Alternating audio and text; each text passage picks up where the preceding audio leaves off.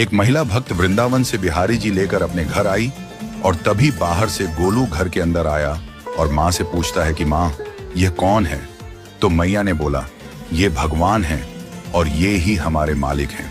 अब तो घर में जब भी कोई नई चीज बनती तो सबसे पहले बिहारी जी को भोग लगता। पहले यह सब चीजें गोलू को सबसे पहले मिलती थीं।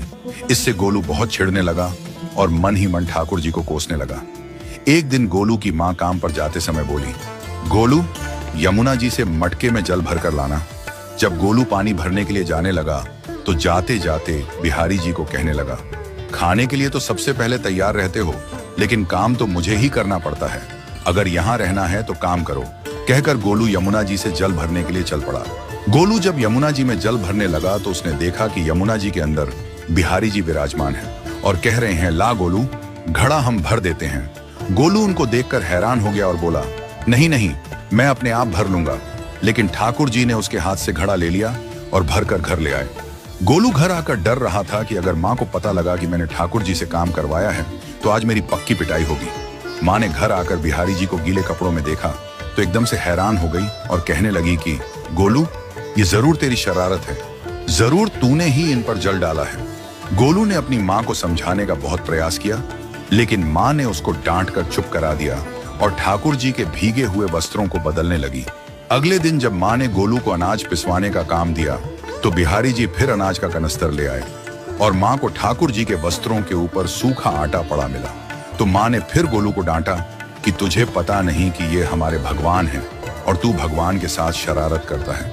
आज तूने फिर इनके ऊपर आटा फेंका है। तो गोलू शपथ लेकर कहने लगा, नहीं माँ, मैंने कोई शरारत नहीं करी है। ये तो मेरे हाथ से गेहूं का कनस्तर लेकर खुद पिसवा कर आए हैं। गोलू की माँ आज बहुत गुस्सा हुई। अगले दिन फिर माँ बोली, बेटा गोलू, आज तुम्हारे बाबा बाहर गांव से वापस लौट आएंगे। बस आज का ही काम है, तुम जंगल से थोड़ी लकड़ियां ले आना।